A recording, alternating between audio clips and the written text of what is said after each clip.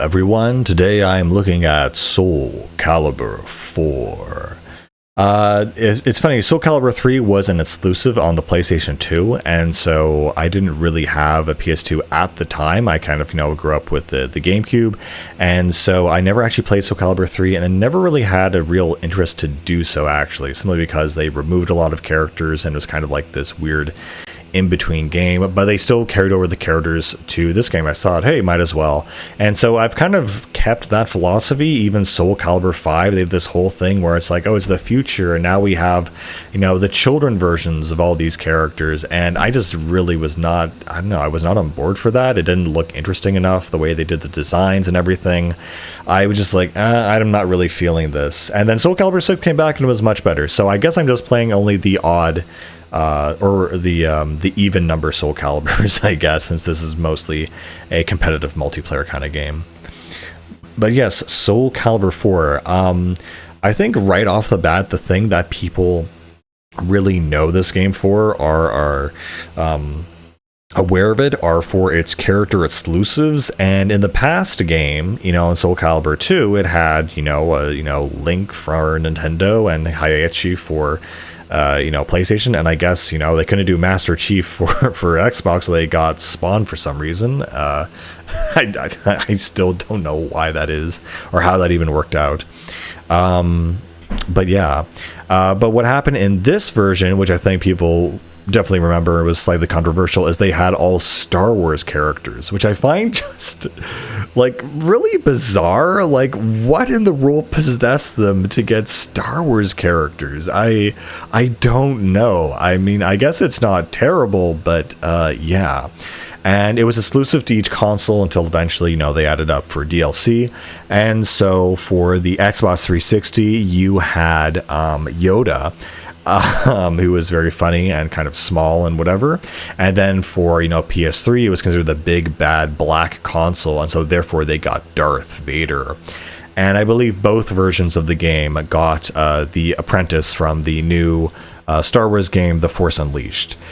This is definitely, now that I think about it, one of the weirdest crossovers that I can really think of.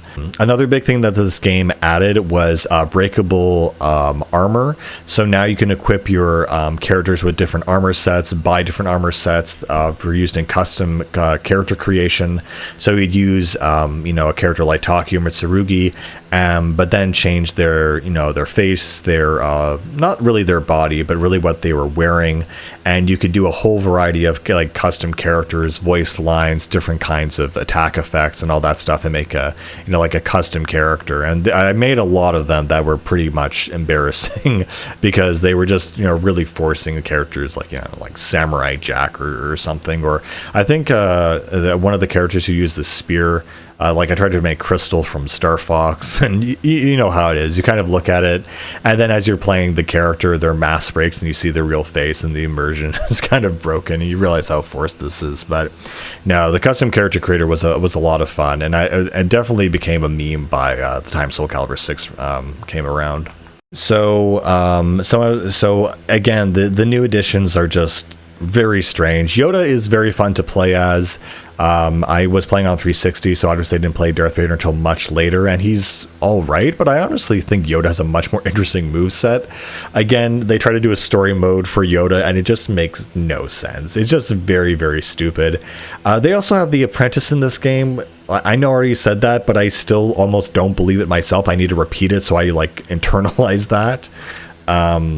Yeah, they just it hurts my brain. Like, how? Why? No. This kind of stuff. But yeah, I still said that Soul Calibur 2 is my favorite fighting game, and I still, contend that to this day. This game definitely has some good, fighters. They've added things now where you can, like I said, break armor. Your guard break is a lot more powerful. They have custom characters, and they also had a series of kind of, dual characters. And so I think Engel Fear, Shura, Kami Kitsurumusi, the Ani girl, and then the one that was an automaton, I forget her name, but yeah, you have all these different kind of sub characters that are again are kind of combinations and mixtures. It's similar to Assassin and Berserker in the previous Soul Calibur 2, but given actual kind of personalities and stories. On that, let's talk about the stories. I'm really kind of disappointed in this game for a few reasons.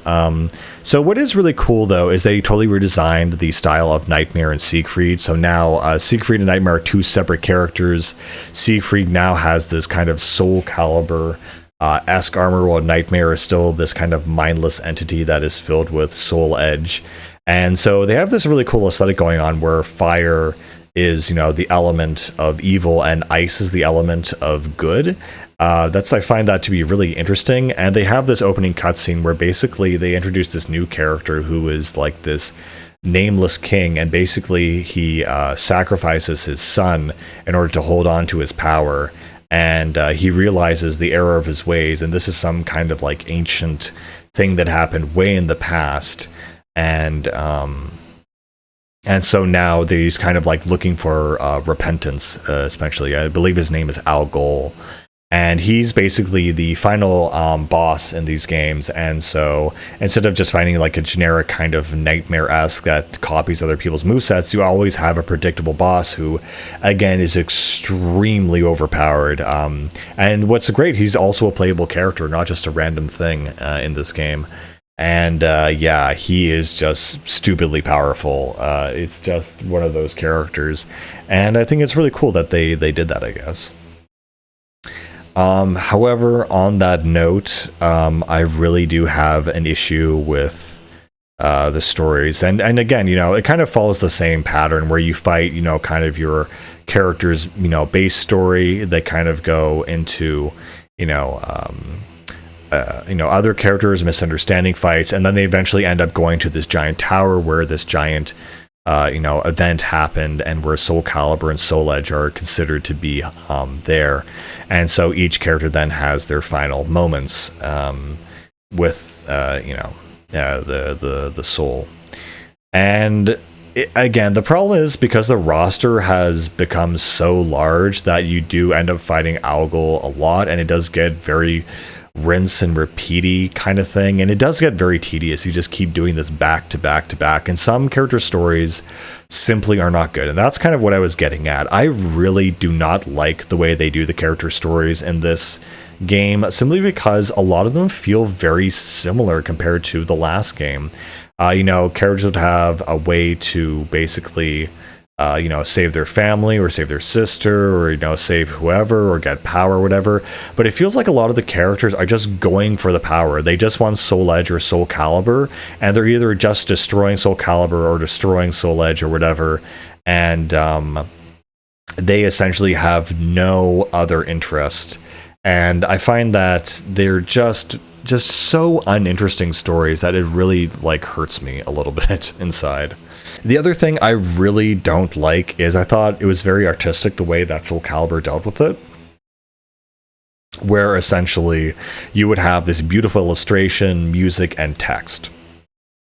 And in this game, you have a full 3D cutscene, which sounds like an improvement, but the problem is it's still, for example, the dub voices do not sync up with the lips at all. It's very jarring to see, and I just miss those beautiful illustrations that would have this mythological essence about them.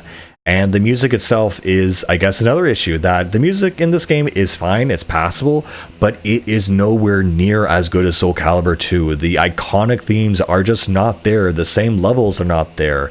Everything is completely different, and it feels like, I don't know, it feels almost soulless, and it's very sad to kind of see that happen. So again, you get this crappy cutscene with a bad dubbing, and then text on the screen that oh, he went on to fight many people. It's just so bad. It is so lazy, and even though you could, like, I don't know, like the essence of the old games is just completely gone. But in any case, the one story that really touched me was Kami Kahura, or whatever her name is, the Ani girl, because her final story, and she's like a side character too. She's not even a main character in this game. When she meets Al Ghul, her whole backstory is that she was basically an Ani and treated like a slave or a misnomer, in the village where she was lived, and she was basically raised in this pit and a hole, and she never had any friends. And at the end of their quest fighting Al Ghul, like, she just realizes all she wanted was a friend. And Al Ghul, realizing that he's lost his son, really wanted like a son or a daughter, and they both realize in this really weird, funny way that they both are looking for the same thing, and they just end up becoming like father son, or like a father daughter, or like these friends. And it's such a charming, out of the blue, very nice interaction that has really stayed with me long after I've beaten this game. I just think it's such an interesting dynamic. It reminds me a little bit almost of God of War, the new one, where you have the super muscular buff guy and he's trying to take care of this, little person. And I don't know, it's just it's such a really nice, sweet, interesting ending. And the rest of them just frankly suck. They're all like, power, I have defeated you, I am the strongest now. It's so boring. Oh my goodness. They had no idea what they were doing, and they just kind of was like, whatever, it doesn't matter. And to me, it does matter. But anyway, again, a lot of the characters have gone through a big redesign. In this game, a lot of the original costumes are nowhere to be found. So, there's that whole aspect to it. The style of the game is also a lot different. Now, every time you swing your sword, you usually have like a color following the flow of the blade, which kind of cheapens when you have like a fire attack or a big, kind of glowing attack, because now literally everything is glowing, and so it kind of maybe cheapens it, but it's still a generally very fun game, and I do really enjoy it. There are obviously some new characters in this game, like Rock, and Hilde was the one that was advertised the most. Siegfried, I guess, technically too, even though he's technically a returning character. He has a slightly different moveset from Nightmare. Hilde is the new one, and she basically has a combination of a spear and dagger thing, and I'll just be honest, she's pretty like hot garbage. Like, you either need to be very good and know what you're doing with her, but otherwise she is actually not very fun to play as, sadly. All the returning characters pretty much have their same movesets. They're a lot of fun. They've been, stayed consistent throughout their journey, essentially, through the Soul Calibur universe. And whereas all of these other characters and these new ones don't really add a lot.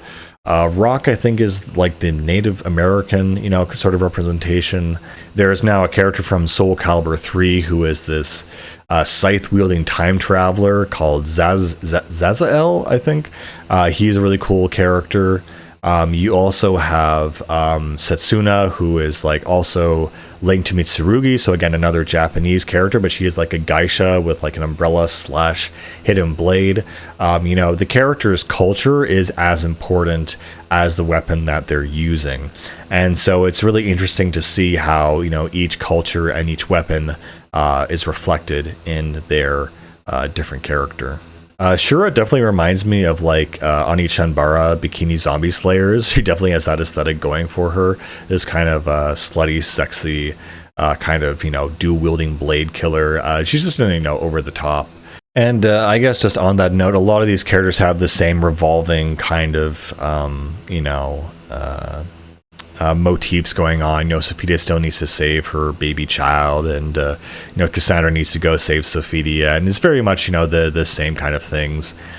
So again, although there hasn't been a lot of story development, but there are some gems here and there, and overall it's a very okay game. It's not terrible in any sense, but it's kind of it doesn't add a lot more to the formula, but it is a lot more stylish, a lot more stylized. And when this game came out, it was a big deal. It was very much Xbox friendly. The fact that they were gonna have an exclusive character on that system along with a bunch of other stuff made it really cool and interesting. Also, because of the character creator, you can have a lot more interesting array of NPCs. and stuff like that.